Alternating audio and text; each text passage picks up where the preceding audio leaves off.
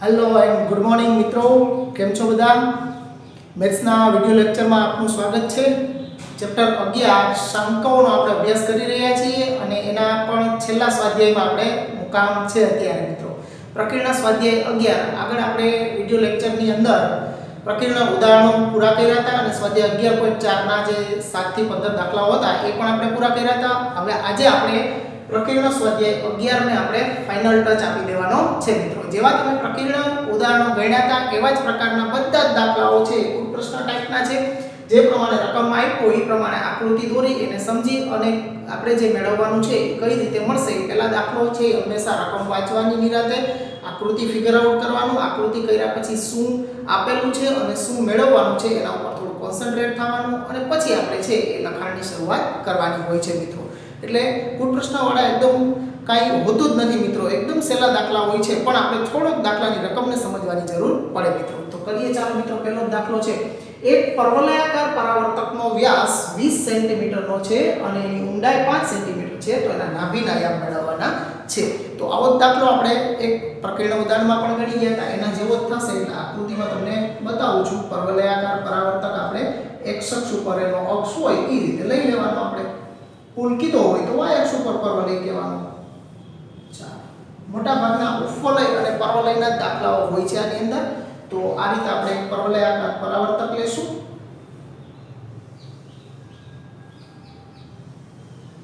ચાલો, હવે એનો વ્યાસ એટલે કે આ બિંદુ A અને આ બિંદુ B કહીએ તો આ વ્યાસ જે આપ્યો છે ઈ આપણને 20 સેન્ટીમીટર આપ્યો છે. હવે ઈ 20 હોય તો આટલું કેટલું થાય? તો કે આ 10 સેન્ટીમીટર અને નીચે પણ 10 સેન્ટીમીટર થશે. ઓકે, અને એની ઊંડાઈ 5 સેન્ટીમીટર છે એટલે આ 5 સેન્ટીમીટર છે. મતલબ એનો x યામ છે ઈ 5 x અક્ષ ઉપર ને લંબાઈ જે છે આપણે બે ભાગ કરી નાખ્યા, 10 ઉપર ને 10 નીચે, એટલે આપણે અહીંયા x અક્ષ થી ઉપર ગણીએ તો આ 10 માં થયું. તો બિંદુ A ના યામ શું થાય? x યામ 5 અને y યામ 10 એટલે 5 10 થશે. ઓકે મિત્રો, તો બિંદુ A ના યામ છે એ આપણે પહેલા પરવલય છે x અક્ષ ઉપર લીધો છે. તો x અક્ષ ઉપરનો પરવલય એટલે કે y² = 4x. એની અંદર આ બિંદુ છે એ પરવલય ઉપર આવેલું છે અને પરવલયના સમીકરણનું સમાધાન કરાવવાનું. એનું સમાધાન કરાવશું, એમાંથી a મળી જશે. a મળી જાય એટલે એની નાભી ક્યાં છે એ પણ આપણને ખબર પડી જશે. તો લખીએ આપણે. ધારો કે પરવલયાકાર પરાવર્તક નું શિરોબિંદુ, ઉગમ બિંદુ અને તેને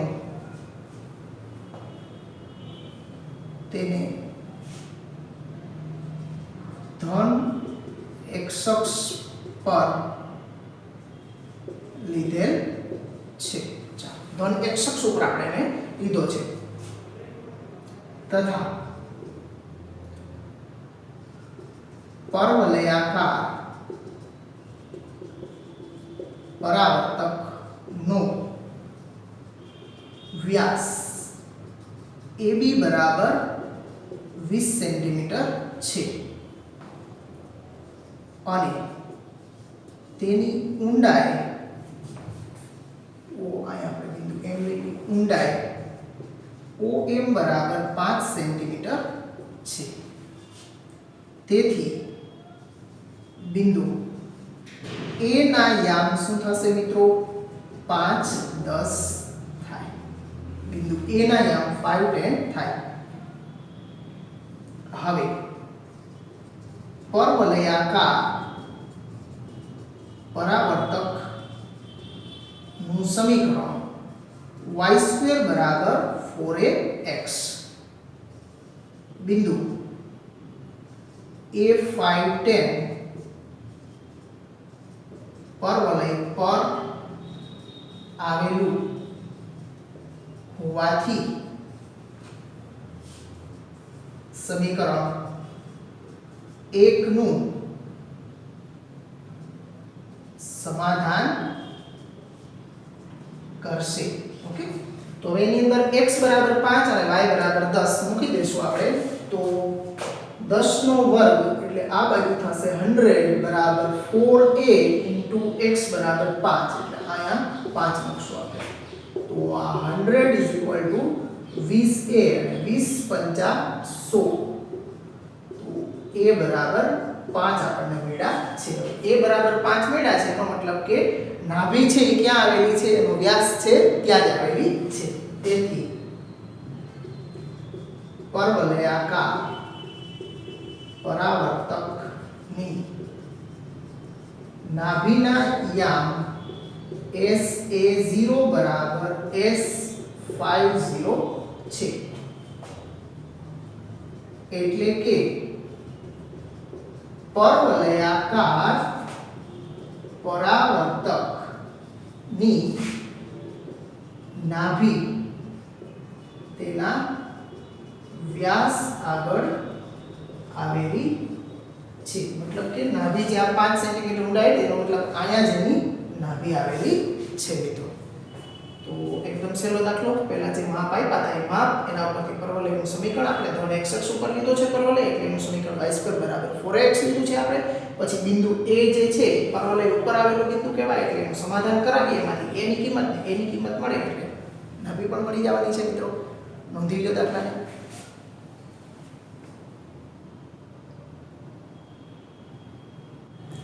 ચાલો મિત્રો, હવે સ્વાધ્યાય 11 ના બીજો દાખલો અને ત્રીજો દાખલો આમ બે સરખા જ છે. પરવલયાકાર પુલ જેવી જ વાત થાય છે. બીજો દાખલો ઉદાહરણમાં પણ આપણે ગણી ગયા છીએ એના જેવો થશે. એટલે બીજો દાખલો એક તમને હોમવર્કમાં આપું છું જેથી મુહાવરો તમારે પણ થોડો રકમ ઉપરથી કઈ રીતે લખાણ કરી આકૃતિ દોરવાની આવે એનો મુહાવરો થોડો કરીએ તમે. ત્રીજો દાખલો આપણે કરીએ છીએ થોડુંક અલગ છે એટલે આપણે કરીએ. તાર પર લટકતો એક સમાન ભારવાળો ઝૂલતો પુલ. મતલબ તાર ઉપર બ્રિજ ગોઠવેલો જે હોય આખો પુલ આખો તાર ઉપર જે આપણે ફોરેનના પિક્ચર જોતા હોય તો એની અંદર અથવા તો આપણા ઘણા સિટીઓની અંદર ને એની અંદર તાર ઉપર ઝૂલતા પુલ પણ બનાવવામાં આવતા હોય છે. તો એવો એક પરવલયાકારનો પુલ છે. મતલબ આપણે y અક્ષ ઉપર આ રીતે પુલ લેવાનો થશે. હવે શિરોલંબ તારથી પુલને ટકાવેલા સમક્ષિતિજ રસ્તો 100 મીટર લાંબો છે. ઓકે, એ પુલથી ટકાવેલો આખો જે રસ્તો છે એ 100 મીટર લાંબો છે.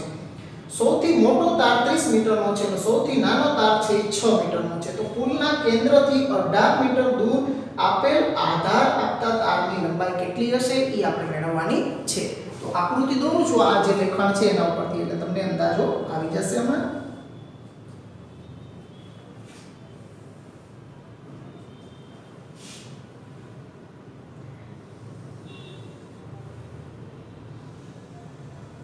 આવો એક પરવલયાકાર પુલ છે. હવે આ સૌથી મોટો તાર આપણે લેશું. આખો પુલ તાર ઉપર ટેકો છે. આ જે છે ને એ આખો રસ્તો છે. અહીંથી અહીં સુધીનો આ છે એ રસ્તો છે. ઓકે, આ રસ્તો છે.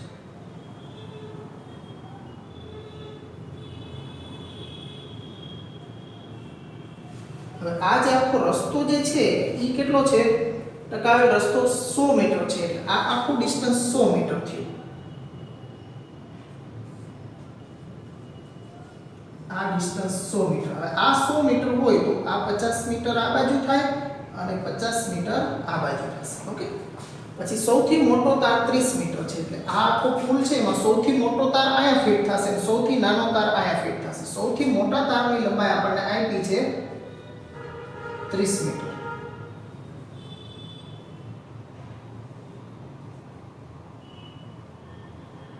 સૌથી મોટો તાર આ જે છે 30 મીટર છે અને સૌથી નાનો જે તાર છે આ 6 મીટર છે. તો અહીંયા આપણે ઉગમ બિંદુ લીધું છે. ઉગમ બિંદુથી ઉપર આ પરવલયનો પુલ છે તો 6 મીટર આટલું છે. આપણે વાત કરી આ બિંદુ P જે અહીંયા લેશું એના યામ આપણે જોશે તો P ના યામ માટે આ ઉપરનું અંતર આટલું છે એ 24 મીટર થશે અને આ જે હોય એ 6 મીટર અંતર રહેશે નીચેનું અંતર. તો આપણે અહીંથી ઉપરના અંતરની જરૂર પડશે. ઓકે, અને આ જે છે અહીંથી x યામ 50 છે અને y યામ 24 છે તો p ના યામ થશે 50 24. સમજાણું મિત્રો? તો આ 50 મીટર અને આ 30 હતું, 30 માંથી આ નીચેનો ભાગ જે તાર 6 મીટરનો છે એ આપણે કાઢી નાખીએ તો ઉપરનું 24 મીટર વધે એટલે x યામ એનો 50 અને y યામ છે એનો 24 એટલે p ના યામ 50 24 થશે. ઓકે, હવે આપણે કરવાનું શું છે તો કે પુલના કેન્દ્રથી 18 મીટર દૂર, કેન્દ્ર આપણે અહીંથી 18 મીટર દૂર આવેલો એક તાર લેવાનો છે. આ 18 મીટર ટોટલ 50 મીટર છે, એમાંથી 18 મીટર માનો કે અહીંયા છે તો અહીંયા આ જે તાર લઈએ આપણે આ એને આપણે અહીંયા ઉપરનું બિંદુ આપણે એ લઈ લેશું. તો a ના યામ કેટલા થવા જોઈએ તો કે a ના 18 મીટર, આ અંતર 18 મીટર છે. એનો મતલબ x યામ 18 મીટર તો આ y અંતર કેટલું થશે એ આપણે મેળવવું પડશે. આ આખું y આટલું થશે. અહીંથી પાછું આ 6 મીટર અહીંયા જોડાયેલું રહેશે. નીચેનો ભાગ આપણે નથી ગણતરીમાં લેવાનો. અહીંથી થી અહીં સુધીનું માપ એટલે કે અહીંથી, સમજો અહીંથી આ તો 6 મીટર છે જ, આ આપણે y લઈએ તો અહીંથી તો આ આખું 6 મીટર છે જ, આ 6 મીટર. ઓકે, તો આ x 18 અને y એમ છે એટલો એટલે આ a ના યામ થાય 18y. તો આપણે y મેળવવાનો છે. y મળી જાય પછી y વત્તા 6 કરીએ એટલે આ 18 મીટર દૂર આપેલ આધાર આપતા તારની લંબાઈ કેટલી છે આ a b નામ આપી દીધા આપણે. ab તારની લંબાઈ કેટલી છે એ આપણને મળી જશે. તો આઈ હોપ બધાને વ્યવસ્થિત સમજાઈ ગયું છે. 100 મીટર છે એ રસ્તો છે એટલે બે બાજુ 50 50 લઈ લીધો આપણે. પછી સૌથી મોટો તાર છે 30 મીટર છે એટલે અને સૌથી નાનો તાર જે નીચેનો છે એ 6 મીટર છે એટલે આ 6 મીટર બાદ કરી નાખો એટલે ઉપરનો ભાગ જે x અક્ષના ઉગમ બિંદુથી ઉપરનો ભાગ છે 24 અને નીચેનો 6. હવે અહીંથી 18 મીટર મતલબ કે શિરોબિંદુથી 18 મીટર અંતર લઈએ તો ઉપરનો ભાગને આપણે y યામ લઈ, નીચેનું 6 mm છે એટલે આ આખું y 6 થશે. આપણે જે માપ મેળવવાનું છે આખું ab મેળવવાનું. ab એટલે y 6 મેળવવું પડશે. તો એના માટે બિંદુ b ના યામ x યામ 18 અને y યામ છે એમનો y રહેશે. તો પહેલા આપણે પરવલય લઈ અને એમાંથી a ની કિંમત મેળવવા માટે બિંદુ p છે એ પરવલય ઉપર આવેલું છે એટલે એનું સમાધાન કરાવીને એમાંથી a ની કિંમત મળી જશે. a ની કિંમત મળી જાય પછી પરવલયનું સમીકરણ આખું મળશે. એ સમીકરણમાં a 18y બિંદુથી સમાધાન કરાવશું એમાંથી આપણને એના y નું મૂલ્ય મળશે અને y મળી જશે એટલે આપણને ab ની આખી તારની લંબાઈ છે એ આપણને મળી જશે મિત્રો. તો ચાલો આપણે લખીએ.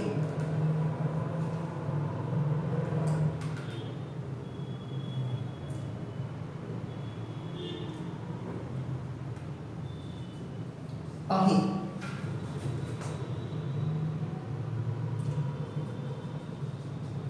રસ્તાની લંબાઈ 100 મીટર છે તથા 100 મીટર છે અને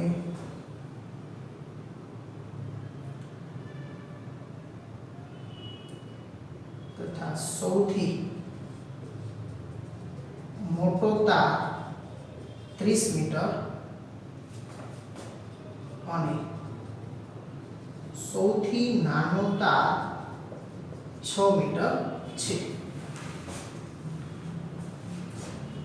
તેથી પરવલયાકાર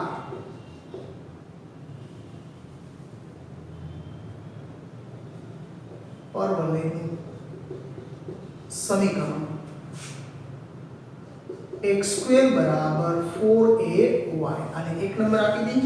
હવે બિંદુ p 50 24 જે છે એ આના ઉપર આવેલું છે તથા બિંદુ p 50 24 એ પરવલય પર આવેલું હોવાથી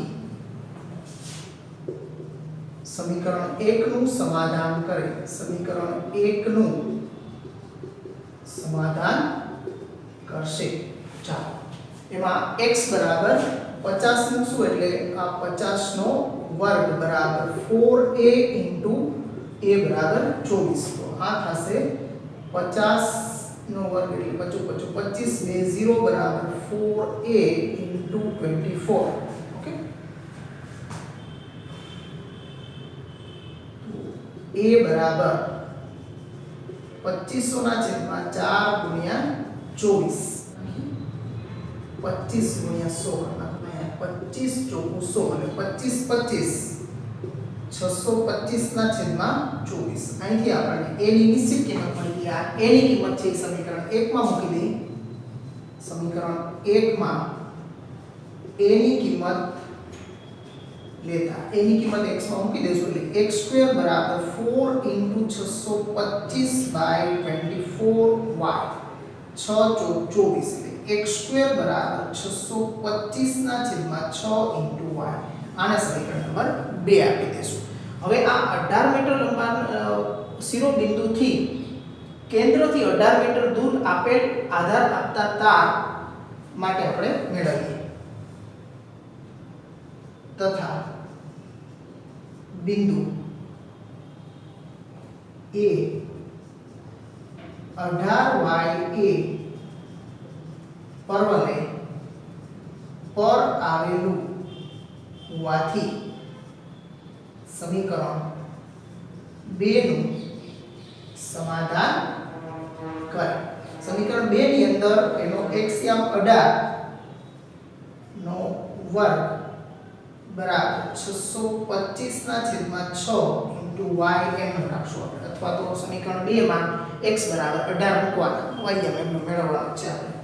તો y ને કરતા બનાવો તો y બરાબર આ 18 નો વર્ગ એટલે 324 એને ગુણ્યા 6 ના છેદમાં 625 એટલે 324 ગુણ્યા 6 / 625.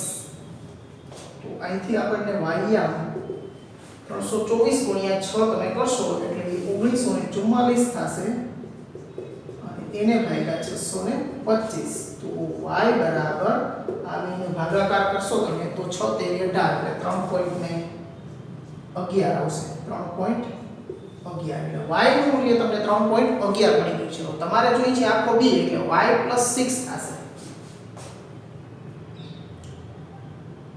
તેથી માગેલા તારની લંબાઈ AB બરાબર y + 6 બરાબર 3.11 + 6 બરાબર 9.11 મીટર. AB નું માપ આપણને 9.11 મીટર મળ્યું છે મિત્રો. તો આની અંદર પણ એકદમ સરળ છે. આકૃતિમાં બધા બિંદુઓ લઈ લેવાના. આપણે જે કાંઈ પણ પ્રમાણે કીધું છે એ પ્રમાણે બિંદુ આ શેપ તમારા માટે 9 હતું કે નીચેનો ભાગ આપણે 6 મીટર લેવો પડશે ને ઉપરનો આપણે 24 લેવો પડશે. એના આધારે બિંદુ P ના યામ નક્કી કર્યા. એક યામ છે એનો જ્ઞાત આવે અને એક યામ જે મેળવવાનો હોય એમાં એક અજ્ઞાત હોય. એના ઉપરથી મળી જાય પછી આ y + 6 આખું આપણું તારની લંબાઈ કે જે કેન્દ્રથી 18 મીટર દૂર આવેલા તારની લંબાઈ થઈ 9.11 મીટર. તો નોંધી લો મિત્રો આ દાખલાને.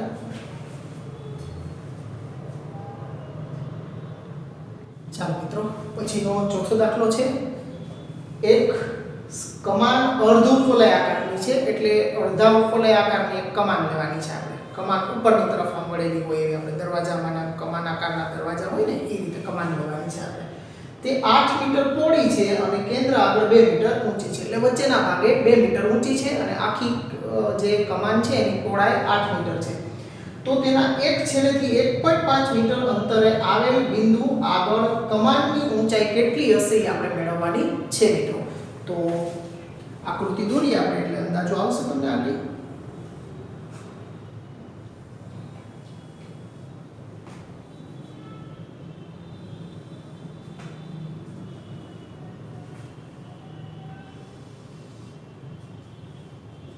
અર્ધ ઉપવલય આકારની કમાન લેવાની છે એટલે આખો ઉપવલય નથી બનાવવાનો તમારે. આ રીતે અર્ધ ઉપવલય આકારને આખો ઉપવલય પૂરો નથી કરી દેવાનો આપણે.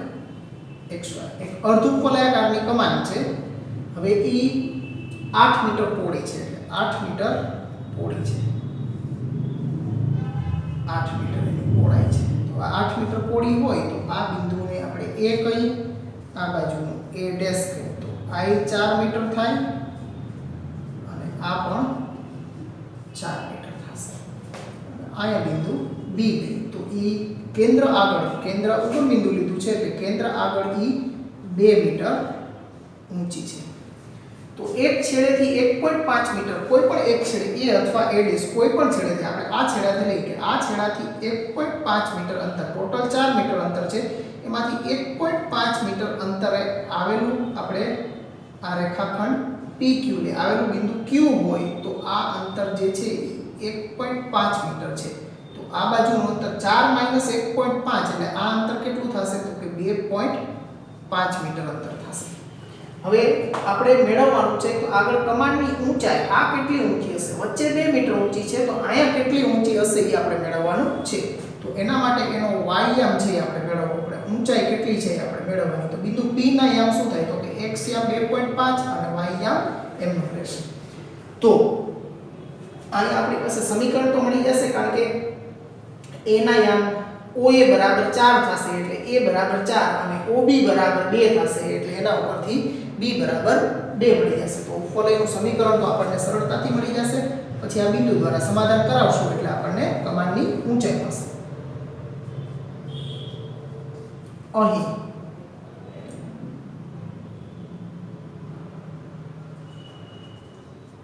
અર્ધ ઉપવલયાકાર કમાનની પહોળાઈ 8 મીટર અને કેન્દ્ર આગળ ઊંચાઈ 2 મીટર હોવાથી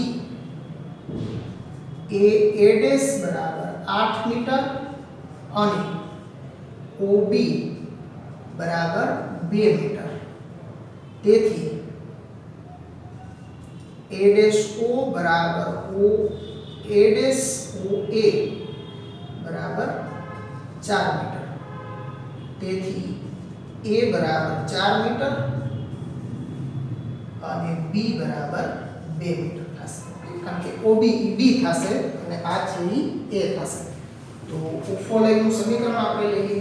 તેથી ઉપવલયનું સમીકરણ x² / a² + y² / b² બરાબર 1. તો એમાં a અને b ની કિંમતો મૂકી દઈએ આપણે એટલે x² / a એટલે 4 નો વર્ગ 16 y² / b એટલે 2 નો વર્ગ 4 બરાબર 1 થશે. આને સમીકરણ નંબર 1 આપી દઈએ. હવે તેના એક છેડેથી 1.5 મીટર અંતરે જો કમાનના છેડા A થી 1.5 મીટર અંતરે આવેલ બિંદુ Q હોય તો AQ બરાબર 1.5 મીટર.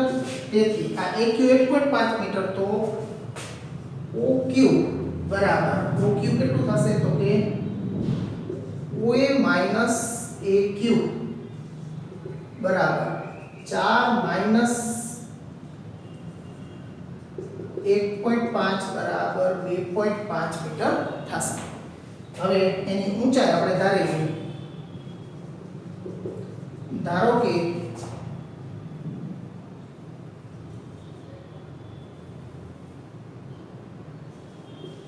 PQ આગળ કમાનની ઊંચાઈ y મીટર છે. તેથી બિંદુ P ના યામ શું થશે તો કે એનો x યામ 2.5 અને y યામ આપણે મેળવવાનો છે. બિંદુ P ના યામ 2.5y થાય. બિંદુ P એ ઉપવલય પર આવેલું હોવાથી સમીકરણ 1 માં x યામ મૂકવાની જરૂર છે, y યામ તો આપણે મેળવ્યું. x બરાબર 2.5 લેતા x ની કિંમત આપણે 2.5 મૂકી દઈશું તો 2.5 એનો સ્ક્વેર છેદમાં 16 + y² / 4 = 1. તો અહીંયા લસાઅ લેવો હોય તો આપણે લઈ લેશું. એટલે અહીંયા આ થશે 6 25 નો વર્ગ 625 અને પોઈન્ટ 2 આંકડા પછી મૂકે એટલે 6.25 વત્તા 4 ગુણ્યા y² બરાબર સામે 16 તો 4y² બરાબર 16 માઈનસ 6.25 તો 4y² બરાબર 16 - 6.25 એટલે 9.75 થશે. અને બાજુમાં લખી નાખીએ આપણે આ 9.75 ને 4 વડે આપણે ભાગવાના y² બરાબર 9.75 ભાગ્યા 4. તો આનો ભાગાકાર તમે કરશો એટલે 4 × 8 2.4375 થશે. ઓકે, અને એનું વર્ગમૂળ કાઢશો એટલે y બરાબર 1.56 કેલ્ક્યુલેટર થી કાઢી લેવાનું. મને યાદ જ છે સીધા. ઓકે, તો મેં સીધા લખી નાખ્યા છે. તમારે કેલ્ક્યુલેટરનો ઉપયોગ કરી યાદ રાખવાની બીજી કોઈ જરૂર નથી. કેલ્ક્યુલેટર હોય જ છે આપણી પાસે, સાદું કેલ્ક્યુલેટરનો યુઝ કરી શકો. તો 2.4375 નો વર્ગમૂળ 1.56.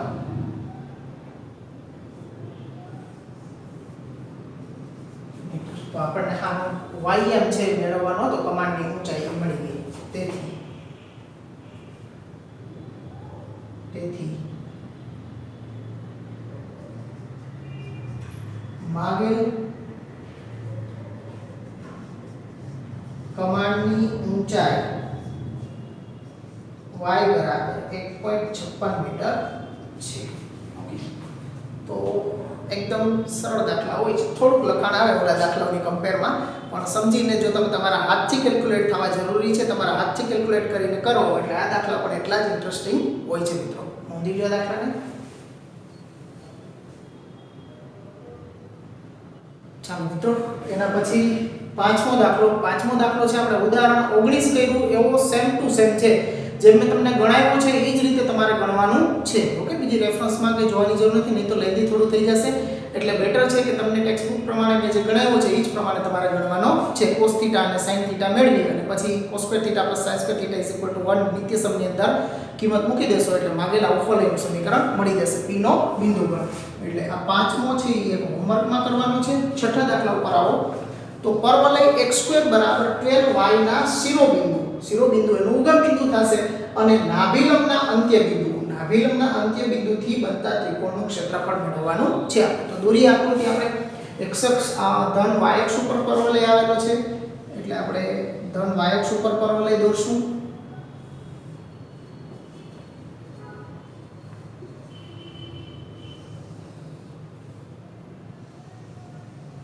આ પરવલય છે.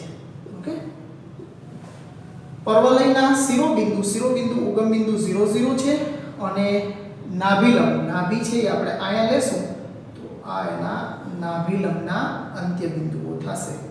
આ AB આપણે એની નાભિ લેશું. તો અહીંયા નાભિના યામ S આ 12 છે તો 12 / 4 એટલે 3. આ થશે 0 3. ઓકે, y અક્ષ ઉપર છે એટલે 0 3 એટલે આ અંતર 3 થશે અને નાભિલંબની લંબાઈ છે 12 થશે એટલે આ AB ની લંબાઈ 12 થશે. પછી આને આની સાથે જોડી દઈએ એટલે આ આપણો માગેલો ત્રિકોણ થઈ જાય. ત્રિકોણ OAB. આ ત્રિકોણનું ક્ષેત્રફળ આપણે મેળવવું છે તો એના માટે આ છે એ વેધ લંબ થશે એટલે આ વેધ થશે અને પાયો એટલે કે નાભિલંબની લંબાઈ. ઓકે, એટલે એના ઉપરથી આપણે 1/2 પાયો ગુણ્યા વેધ કરશું એટલે ત્રિકોણ OAB નું ક્ષેત્રફળ સરળતાથી મળી જશે મિત્રો. તો ચાલો આપણે પહેલા પરવલય લઈએ. પરવલય x² બરાબર 12y માટે 4a બરાબર 12 y ના ગુણકમાં છે એ 4a કહેવાય એટલે 4a બરાબર 12 તો a બરાબર 3. a ની કિંમત આપણને અહીંથી મળી ગઈ છે. તેથી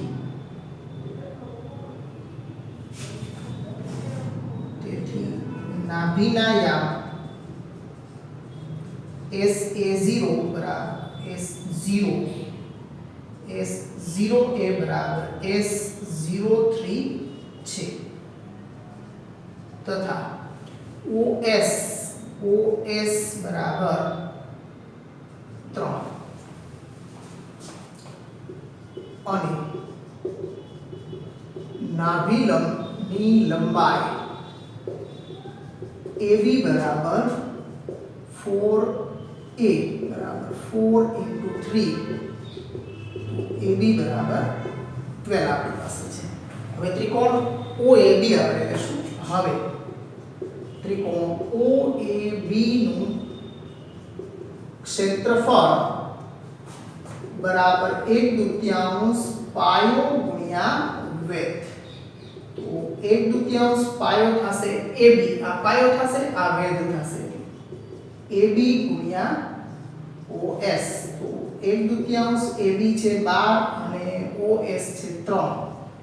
તો આ 2 6 12 અને 6 તેરી 18 ચોરસ એકમ. ક્ષેત્રફળને ડેલ્ટા વડે દર્શાવીએ આપણે. તો આ થયું આપણા ત્રિકોણનું ક્ષેત્રફળ 1/2 પાયો ગુણ્યા વેધની મદદથી સરળતાથી મળી જશે. મિત્રો નોંધી લ્યો. ચાલો મિત્રો, સ્વાધ્યાય 11 નો 7મો દાખલો. એક માણસ રમતના મેદાનમાં અંકિત કેડી પર, એટલે કે રસ્તા પર, કેડી મતલબ રસ્તા ઉપર દોડે છે કે જેથી બે ધજાના દંડાના અંતરનો સરવાળો અચળ 10 મીટર રહે છે. આ ખૂબ જ અગત્યનું વિધાન છે. આ વિધાન ઉપરથી આપણને ખબર છે કે સમતલના બે નિશ્ચિત બિંદુથી, એવા બિંદુઓનો ગણ કે સમતલના બે નિશ્ચિત બિંદુથી એના અંતરનો સરવાળો અચળ રહેતો હોય એને આપણે ઉપવલયથી ઓળખીએ છીએ. એનો મતલબ કે અહીંયા અંતરનો સરવાળો અચળ 10 મીટર કીધો છે. એનો મતલબ એના ઉપરથી આપણને ખબર પડી જાય કે અહીંયા માણસનો ગતિમાર્ગ મેળવવાનો છે જે ઉપવલયાકારનો થશે. અને જો બંને ધજાના દંડા વચ્ચેનું અંતર 8 મીટર હોય તો માણસના ગતિમાર્ગનું સમીકરણ મેળવવાનું છે. આપણે ઉપવલયાકારમાં આ રીતે દર્શાવીએ આકૃતિમાં.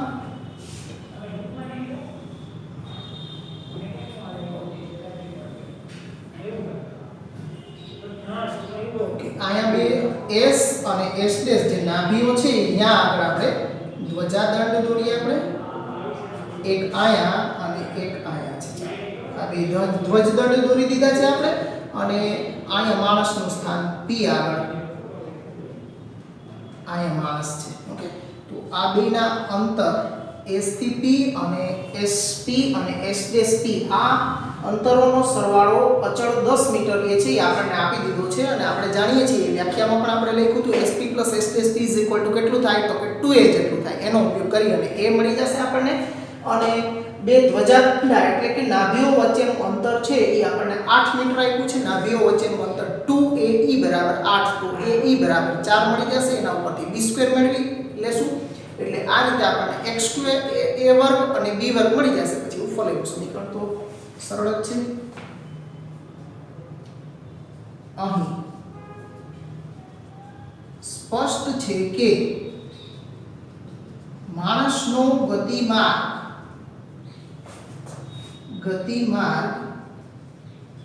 ઉપવલય છે. કોના આધારે આવું આપણે કહી શકીએ તો કે ધ્વજાના દંડાના અંતરનો સરવાળો બે ધજાના દંડાના અંતરનો સરવાળો અચળ છે. એના આધારે આપણે નક્કી કર્યું કે ઉપવલય થશે. ઓકે, ચાલો હવે આપણે એના માટે ધારો કે S અને S' ધજાના દંડા છે તથા બિંદુ P એ માણસ દર્શાવે છે. તેથી SP + S' બરાબર 10 મીટર એ આપણને આપ્યું છે. તો SP + S' એટલે 2a બરાબર 10. તો 2a 10 હોય તો a બરાબર 5. તેથી a² બરાબર 25 થશે. તથા બંને ધજાના દંડા વચ્ચેનું અંતર એટલે કે નાભીઓ વચ્ચેનું અંતર 8 મીટર છે. તેથી S' બરાબર 2ae બરાબર 8 મીટર.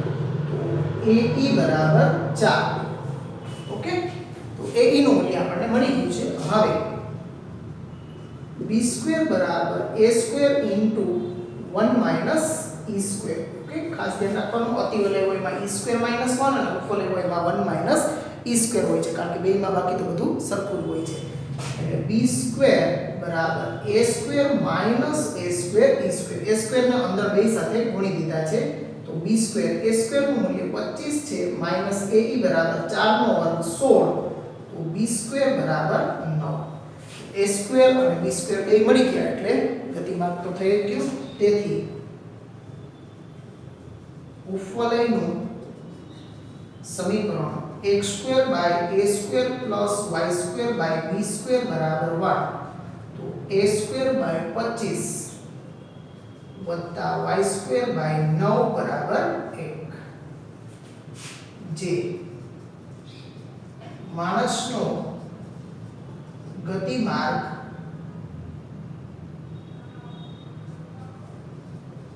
ઉપવલય દર્શાવે છે તો એકદમ સહેલો દાખલો છે અહીંયા આપણને SP + S' આપી દીધું હતું નાભીઓ વચ્ચેનું અંતર આપી દીધું હતું એના ઉપરથી આપણે ઉપવલયનો માર્ગ મતલબ કે માણસનો ગતિમાર્ગ મેળવવાનો હતો જે ઉપવલયાકાર મેળવ્યો છે નોંધી લો મિત્રો આના પછી છેલ્લો દાખલો ગણીએ આપણે ચાલો મિત્રો સ્વાધ્યાય 11 ના ચેપ્ટરનો છેલ્લો દાખલો 8મો દાખલો છે એક સમબાજુ ત્રિકોણ પરવલય y² બરાબર 4x એટલે કે x અક્ષ પર આવેલો હોય ધન x અક્ષ ઉપર એવો એક પરવલય છે એ પરવલયમાં એક સમબાજુ ત્રિકોણ અંદર અંતર્ગત છે તેનું એક શિરોબિંદુ પરવલયનું શીર્ષ એટલે કે ઉગમ બિંદુ 0 0 છે તો ત્રિકોણની બાજુનું માપ કેટલું થશે એ આપણે મેળવવાનું છે દોરીએ આપણે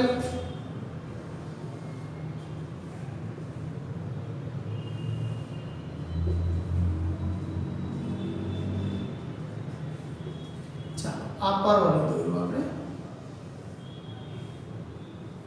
આ પરવલય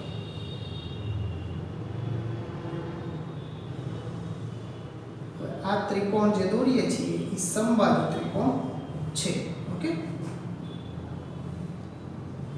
A O B આ બિંદુ M છે તો સમબાજુ ત્રિકોણ છે એટલે ત્રણેય બાજુની લંબાઈ તો સરખી જ થવાની છે એટલે એની બાજુની લંબાઈ છે એને આપણે L વડે ધારી લ્યો આ L આ પણ L આ આખું L થશે તો આ એનું અડધું થશે એટલે કે L/2 અને આ પણ L/2 અને સમભુજ ત્રિકોણ છે એટલે ત્રણેય ખૂણા છે એ 60 ના હોવાના છે તો આ એનો દ્વિભાજક જ થશે તો આ છે એ 30 નો ખૂણો થશે ઓકે તો અહીંયા લખશું આપણે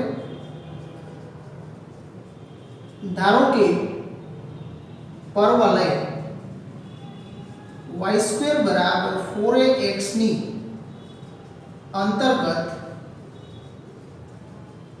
સમબાજુ ત્રિકોણ OAB ની બાજુની લંબાઈ L છે ઓકે એની લંબાઈ L ધારી લઈએ તેથી AB બરાબર OA બરાબર OB બરાબર AB બરાબર L તેથી AM બરાબર L/2 હવે ત્રિકોણ AMO માં માપખૂણો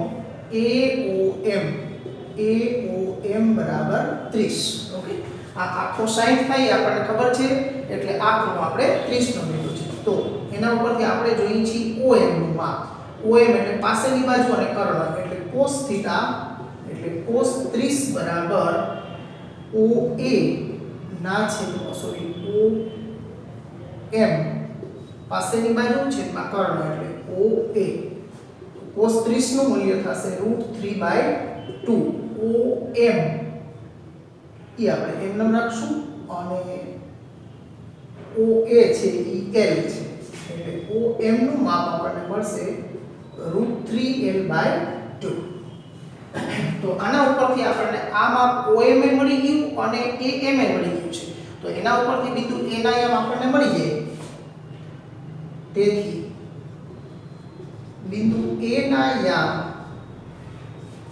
એનો x યામ OM થશે એટલે √3L/2 અને એનો y યામ છે એ AM થશે એટલે કે L/2 થાય હવે બિંદુ A √3l/2 અને l/2 એ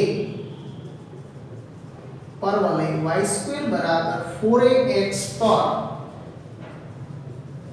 આવેલું હોવાથી તેનું સમાધાન કરે. મતલબ કે આ x યમ અને આ y યમ એની અંદર મૂકશું y નો વર્ગ એટલે l²/4 બરાબર 4a x થશે √3l/2. તો આ એક l કેન્સલ થઈ જશે, પછી આ બે કેન્સલ, તો l બરાબર 4 × 8 √3 * 4√3a આટલું આપણને એની બાજુની લંબાઈ l નું મૂલ્ય મળશે. ઓકે, એટલે આ અડધું થઈ જશે. પછી અહીંયા આપણે ખૂણો 30 નો લઈ અને OM નું મૂલ્ય છે એ આપણે મેળવવું પડશે. એ મળી જશે પછી આપણે બિંદુના a ના યા એ બિંદુ છે એ પરવલય ઉપર છે એટલે પરવલયના સમીકરણનું સમાધાન કરાવશો એટલે એમાંથી તમને l નું મૂલ્ય મળી જશે, ત્રિકોણની બાજુની લંબાઈ. તો એકદમ સહેલા દાખલા છે. અહીંયા ચેપ્ટર 11 આપણું પૂરું થાય છે મિત્રો. તો વ્યવસ્થિત બધા મિત્રોએ છે એ બધા જ દાખલાની પ્રેક્ટિસ કરવાની છે. તમારા હાથથી કેલ્ક્યુલેટ થશે તો જ કામના છે મિત્રો. ખાલી જોઈ લેવાથી કામ પૂરું થઈ જવાનું નથી, એટલે પ્રેક્ટિસ કરવી ખૂબ જ જરૂરી છે. તો બધાએ પ્રેક્ટિસ કરવાની છે. આ ચેપ્ટરના આ છેલ્લા કુલ પ્રશ્નવાળા દાખલા છે એમાં થોડી પ્રેક્ટિસની જરૂર છે. બાકી અગાઉના દાખલાઓ આપણે કર્યા છે એની અંદર તમને સૂત્રો આવડતા હોય એટલે દાખલા ઓટોમેટિક આવડવાના છે. તો રાખીએ મિત્રો અહીંયા સુધી. આવજો. Good bye.